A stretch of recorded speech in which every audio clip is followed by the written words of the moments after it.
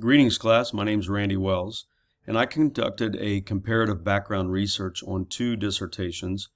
Both deal with photography and its effects on the viewer. In choosing my dissertation topic for my PhD path, I am strongly considering the history of war photography and its effects on society. Looking through the ProQuest dissertations and theses global, I was somewhat surprised that there were not several papers already written on this subject. The first paper I researched is entitled The Corporate Eye, Photography and Rationalization of American Culture, 1884 to 1929, by Elseph H. Brown. The second was The War That Does Not Leave Us, Memory of the American Civil War and the Photographs of Alexander Gardner, by Katie Janae White. Brown's The Corporate Eye is a lengthy read at about 380 pages. Brown's bibliography is a mixture of primary and secondary sources, as is to be expected. Also to be expected is Brown's reliance on several photograph collections, which are interspersed throughout the dissertation. Brown also includes more than 500 books and articles in the bibliography, so the paper appears to be very well researched.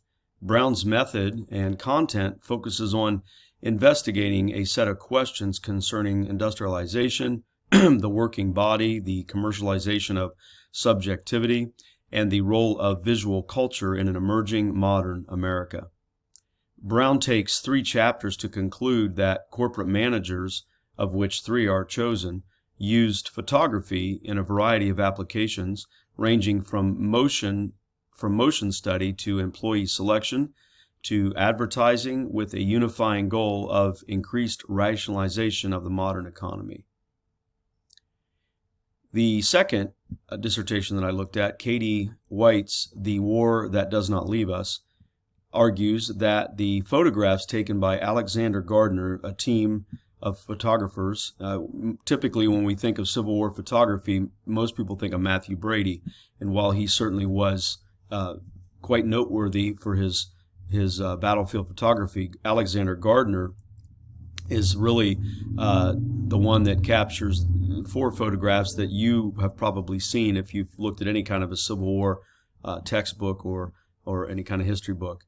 But these photographs by Gardner have been subsequently manipulated, this is what White argues, to disseminate a propagandistic history of the war in a way that outlined it as a nationally unifying experience rather than one of division.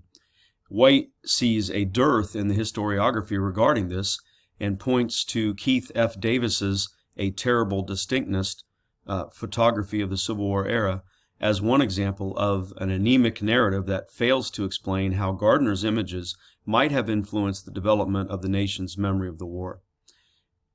Miss White's methodology is to examine, again, 4 specific photographs taken by that team led by Gardner only days following the seminal Battle of Gettysburg in 1863. Because these 4 photographs appear in nearly every contemporary text, documentary, or even collection of images from the war, White investigates the influence of Civil War photographs beyond the 1860s.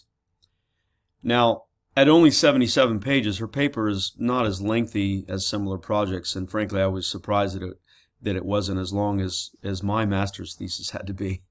But she concludes her paper with the assertion that Gardner's Gettysburg photographs have become a narrative memory that people still transform and adopt as their own. Her bibliography consists of approximately 70 books and articles, but she doesn't identify which are primary sources and from those that are secondary. Both of these written works are scholarly, but one can see the obvious difference in the level of work in Brown versus White, which aligns with most people's assumptions regarding what it takes to complete a doctoral dissertation.